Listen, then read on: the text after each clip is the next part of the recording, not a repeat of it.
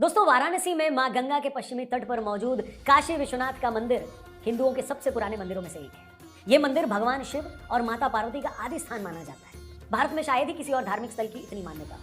वहां आकर दर्शन करने को लेकर लोगों में ऐसा जुनून है कि ताजा आंकड़ों की बात करूं तो काशी ने टूरिस्ट के मामले में गोवा को कहीं पीछे छोड़ दिया। 2022 में यहाँ बाबा विश्वनाथ जी के दर्शन करने 7 करोड़ टूरिस्ट आए। जी हाँ, 7 करोड़ टूरिस्ट एक शहर में। ऐसी दीवानगी है काशी की और ऐसी आस्था है लोगों की भोलेनाथ में। मगर यह भी सच है कि भारत के इतिहास में शायद ही किसी और धार्मिक स्थल पर इतने हमले हुए। शायद ही किसी और पूजा स्थल को मिटाने की इतनी कोशिश की गई। 11वीं सदी में राजा हरिश्चंद्र ने इस मंदिर का जीर्णोद्धार करवाया तो 1194 में मोहम्मद गौरी ने इसे तुड़वा दिया। भक्तों ने इसे दोबारा बनवाया मगर फिर 1447 में जौनपुर के सुल्तान महमूद शाह ने इसे तोड़ डाला।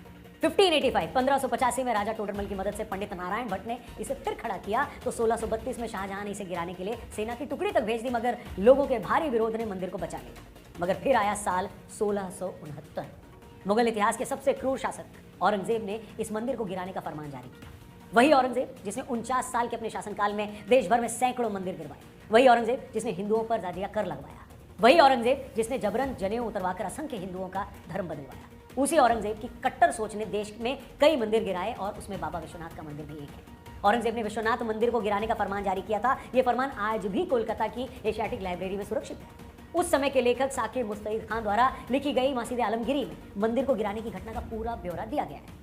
पर जिस भोलेनाथ ने पूरी सृष्टि बनाई उन्हें भला कोई क्या ही मिटा पाता। औरंगजेब की क्रूरता के 100 साल बाद 1777 से 80 में इंदौर की महारानी अहिल्याबाई ने इस मंदिर का जीर्णोद्धार करवाया। अहिल्याबाई होलकर ने इसी परिसर में विश्वनाथ मंदिर बनवाया जिस पर पंजाब के महाराजा रणजीत सिंह ने सोने का छत्र बनवाया। ग्वालियर की महारानी बैजाबाई ने ज्ञानवापी का मंडप बनवाया और नेपाल के महाराजा ने वहां विशाल नंदी की प्रतिमा स्थापित करवाई। नंदी प्रतिमा का मुख उल्टा होने का रहस्य यही है कि पहले जहां मंदिर था वहां मस्जिद बना ली गई। इसके बाद के सालों में हिंदुओं ने ज्ञानवापी मस्जिद को लेकर अपना संघर्ष जारी रखा। दिसंबर 1810 को बनारस में तैनात एक अंग्रेजी अधिकारी वॉटसन ने वाइस प्रेसिडेंट इन काउंसिल को खत लिखकर ज्ञानवापी परिसर हिंदुओं को हमेशा के लिए सौंपने के लिए कहा था। लेकिन यह भी कभी संभव नहीं हो पाया और तब से यह विवाद चलता आ रहा है। हिंदू पक्ष अयोध्या के अलावा जिन 2 धार्मिक स्थलों को फिर से पाने की लड़ाई लड़ता रहा है उसमें काशी और मथुरा है। उनका साफ कहना है कि भारत में 3 लाख से ज्यादा मस्जिदें, शायद दुनिया के किसी भी देश से ज्यादा। ये तमाम मस्जिदें अपनी जगह रहें, उनका पूरा सम्मान है। मगर काशी में ज्ञानवापी और मथुरा में कृष्ण जन्मभूमि में मौजूद मुस्लिम धार्मिक स्थल चूंकि मंदिरों को तोड़कर बनाए गए हैं इसलिए इन जगहों को उन्हें वापस सौंप दिया जाए। मगर एक पक्ष है जो ऐसी किसी भी बात के समर्थन में नहीं है। उनका कहना है कि 91 में 1991 में लाए गए प्लेसेस ऑफ वर्शिप एक्ट के मुताबिक 1947 के वक्त जो भी धार्मिक स्थल जिस रूप में जहां था उसके नेचर में कोई तब्दीली न की जाए। इन लोगों का यह भी कहना है कि अयोध्या के बाद अगर काशी और मथुरा को लेकर ऐसी दावेदारी पेश की गई तो फिर ये मांग और जगहों के लिए भी बढ़ेगी। इससे देश में सांप्रदायिक तनाव भी फैलेगा। साथ ही ये लोग ज्ञानवापी मस्जिद को किसी मंदिर को तोड़कर बनाने की बात से भी इनकार करते हैं। इनका कहना है कि ज्ञानवापी मस्जिद तो वहां 1000 साल से है। तो आज के इस कार्यक्रम में, आज के इस वीडियो में हम इन्हीं सारे सवालों का जवाब देने की कोशिश करेंगे। हम ये समझने की कोशिश करेंगे कि हिंदू पक्ष के लिए ज्ञानवापी को फिर से मंदिर के रूप में पाना इतना जरूरी क्यों है और क्या पुराने मामले होने पर इसे भूल जाना चाहिए। क्या न्याय वक्त का मोहताज होता है और सबसे बड़ी बात, क्या आस्था के मामले में कानून को ऊपर रखना चाहिए क्या। तो आइए एक एक करके इन सारे सवालों का जवाब देने की कोशिश करते हैं। ये वीडियो अगर आपको सही लगे, पसंद आए तो इसे लाइक तो जरूर करिएगा, साथ ही साथ अपने दोस्तों से इसे जरूर शेयर करिएगा। शुरू करते हैं। नमस्ते दोस्तों, इससे पहले कि मैं ज्ञानवापी मामले पर आऊं आपको 3 साल पीछे लिए चलता हूं। साल 2020 में तुर्की के राष्ट्रपति ने तुर्की के हागिया सोफिया नाम के एक मशहूर म्यूजियम को मस्जिद में बदल दिया। म्यूजियम की इमारत 1700 साल पुरानी थी जो कई 100 सालों तक पहले चर्च थी, फिर मस्जिद बनी और अभी कुछ दशकों से वो म्यूजियम थी। लेकिन 2020 में तुर्की के राष्ट्रपति ने इस्लामिक अतीत का हवाला देते हुए इस म्यूजियम को मस्जिद में कन्वर्ट कर दिया और इसके 1 महीने बाद 22 अगस्त 2020 को उन्होंने एक और बिजान्टिन चर्च को भी मस्जिद में बदल डाला। अच्छा, हम ये नहीं कह रहे कि ऐसा करना गलत है या सही था। ऐसा कहकर हम एक इस्लामिक देश से भारत जैसे सेक्युलर देश का कंपैरिजन भी नहीं करना चाहते। लेकिन यहाँ ये समझने की जरूरत है कि हर देश की अपनी रिलीजियस और कल्चरल हिस्ट्री होती है। वो हिस्ट्री जिसमें वो अपनी पहचान देखता है। तुर्की को भी वो पहचान अगर हागिया सोफिया म्यूजियम में लगी, बिजान्टिन चर्च में लगी, कुछ को यरूशलेम में लगती है, तो उसी तरह भारत में भी करोड़ों लोग अपनी पहचान, अपना धार्मिक अतीत, अपनी आस्था मथुरा और काशी में ढूंढते हैं। अब सवाल ये है कि जब मुस्लिम दुनिया हागिया सोफिया म्यूजियम को मस्जिद में कन्वर्ट करने पर गर्व कर सकती है, उसे अपने पुराने रूप में पाने पर खुश हो सकती है, तो यही बात ज्ञानवापी मस्जिद को लेकर क्यों नहीं समझी जा सकती।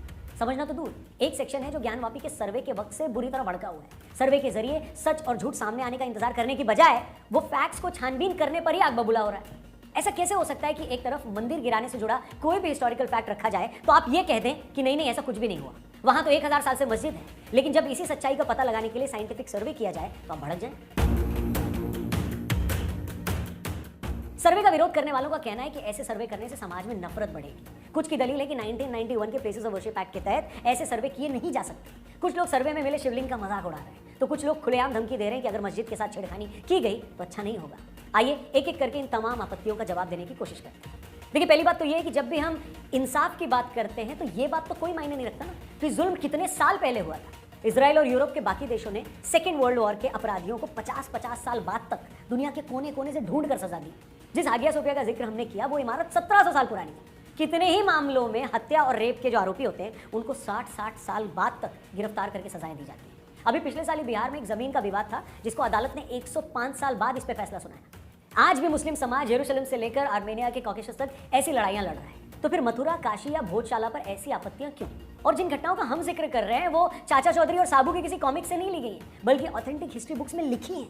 ऐसे दस्तावेज जिसे हर तरह की विचारधारा वाला, हर विंग वाला व्यक्ति मानता है। तारीख और गिनती को लेकर डिबेट हो सकती है, लेकिन औरंगजेब ने काशी विश्वनाथ मंदिर गिराने का फरमान जारी किया, इसे तो लगभग सभी इतिहासकार मानते हैं।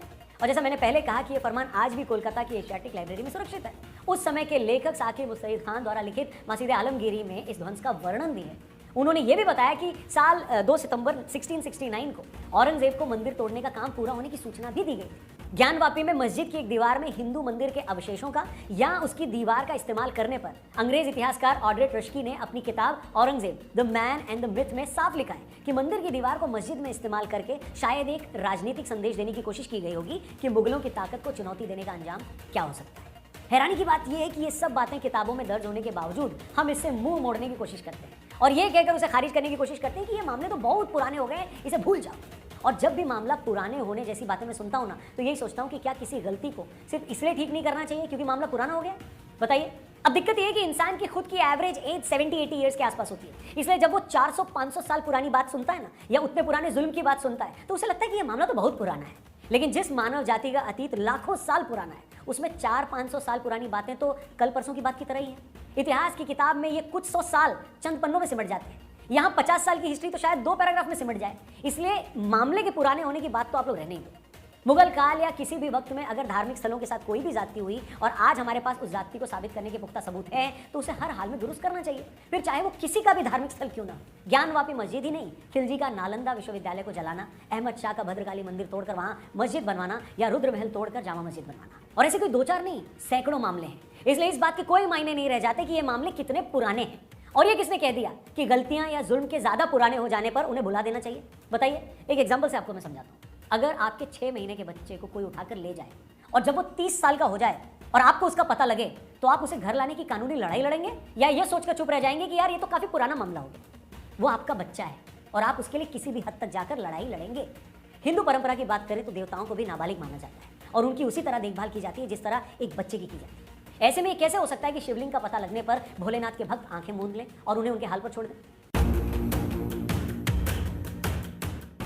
दूसरा आर्गुमेंट ये दिया जा रहा है कि 1991 के प्लेसेस ऑफ वर्शिप एक्ट के तहत 1947 के बाद किसी भी धार्मिक स्थल के प्रारूप में कोई बदलाव नहीं किया जा सकता। इस बारे में मेरे 2 तर्क हैं। सुप्रीम कोर्ट के वकील अश्विनी उपाध्याय ने इस बारे में जब उनसे ये पूछा गया तो उनका कहना था कि प्लेसेस ऑफ वर्शिप एक्ट के सेक्शन 4 के सब सेक्शन 3 में क्लियरली लिखा है कि जो भी प्राचीन और ऐतिहासिक जगहें हैं उन पर यह कानून लागू नहीं होता। इस हिसाब से कोई भी निर्माण अगर 100 साल पुराना है तो वो एंशिएंट साइट्स में माना जाएगा।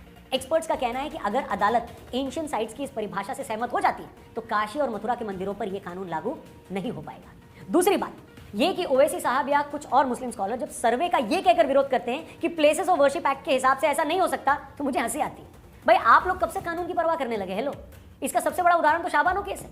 जो लोग नहीं जानते उनकी जानकारी के लिए फिर से बता दूं, शाहबानो एक मुस्लिम महिला है जिनका 1985 में अपने शौहर से तलाक हुआ। तब अदालत ने उनके पति को आदेश दिया कि इन्हें हर महीने गुजारा भत्ता दें, मगर इस बात से कट्टरपंथी मुस्लिम भड़क गए। उन्होंने अपनी मजहबी व्यवस्था के खिलाफ इसे बताया, इस फैसले को, और इन्हीं कट्टरपंथियों को खुश करने के लिए राजीव गांधी सरकार ने संसद में कानून लाई और सुप्रीम कोर्ट के इस फैसले को पलट दिया। मतलब जब चीजें कानून के मुताबिक हो लेकिन आपको पसंद ना आए तो आप मजहबी रवायत की दुहाई देने लगे, और सामने वाला जब अपनी आस्था की बात करे तो आप कानून की आड़ में छिप जाएं, ये गिनाने लग जाएं कि कौन सा एक्ट क्या कहता है। इसलिए इन लोगों को कानून और अदालतों की इतनी परवाह होती तो ये कानून द्वारा इंस्टेंट ट्रिपल तलाक खत्म करने का स्वागत करते। सुप्रीम कोर्ट के आदेश के बाद राम मंदिर बनाने के आदेश को भी खुले दिल से वेलकम करते, स्वीकार करते। आज अगर सरकार यूनिफॉर्म सिविल कोड लाकर मुस्लिम औरतों को बाकियों के बराबर हक देने की बात कर रही है, तब भी इसका वेलकम करते, इस्तकबाल करते। मगर यहाँ स्वागत करना तो दूर, यूनिफॉर्म सिविल कोड की बात होते ही कुछ लोग अपना आपा खो देते हैं, सड़कों पर आने की धमकी देने लगते हैं और ये कहने लगते हैं कि हम ऐसा कोई कानून बर्दाश्त नहीं करेंगे जो शरिया में दखल देता है। इसलिए अब ये खुद ही डिसाइड कर लीजिए कि आपके लिए हर हाल में देश का कानून ऊपर है या मजहबी कानून। अपनी कन्वीनियंस के हिसाब से, सुविधा के हिसाब से हर बार सिलेबस चेंज मत करिए प्लीज।